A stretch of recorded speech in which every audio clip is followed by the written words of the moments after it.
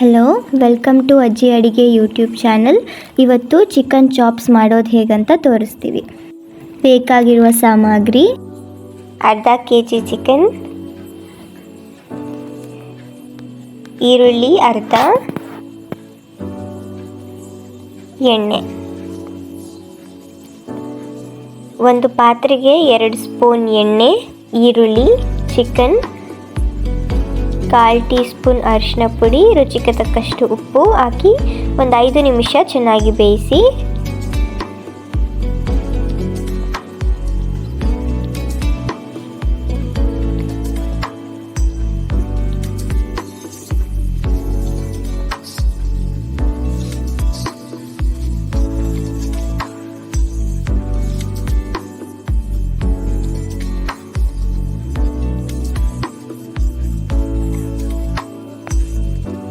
Chicken ಬೇಯುವವರೆಗೂ ಮಸಾಲೆ ರುಬ್ಕೊಳ್ಳೋಣ. ಅದಕ್ಕೆ ಬೇಕಾಗಿರುವ ಸಾಮಗ್ರಿ: 1 ಏಲಕ್ಕಿ, 1 ಪೀಸ್ ಚಕ್ಕೆ, 4 ಲವಂಗ, 1/2 ಟೀ ಸ್ಪೂನ್ ಕಾಳುಮೆಣಸು, ಸ್ವಲ್ಪ ಶುಂಠಿ, 1 ಬೆಳ್ಳುಳ್ಳಿ, 1 ಈರುಳ್ಳಿ, 1 ಕಪ್ ಕಾಯಿ, 1 ಟೊಮ್ಯಾಟೊ, ಸ್ವಲ್ಪ ಕೊತ್ತಂಬರಿ, 4 ಗೋಡಂಬಿ, 6 ಹಸಿಮೆಣಸಿನಕಾಯಿ, 1 ಟೀ ಸ್ಪೂನ್ ಗಸಗಸೆ ಎಲ್ಲನೂ ಹಾಕಿ ರುಬ್ಬಬೇಕು.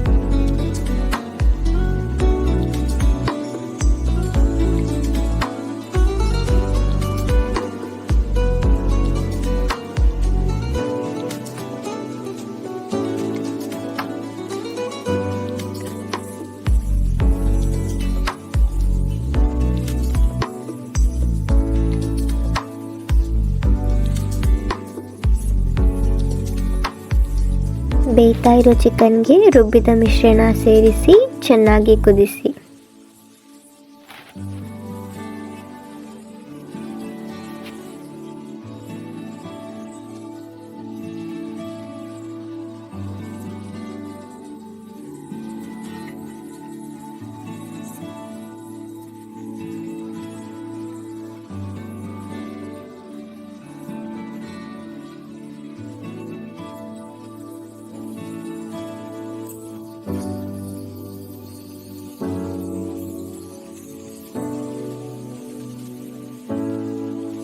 ಚೆನ್ನಾಗಿ ಕುದ್ದ ನಂತರ ಅರ್ಧ ಹೋಳು ನಿಂಬೆ ರಸ ಹಾಕಿ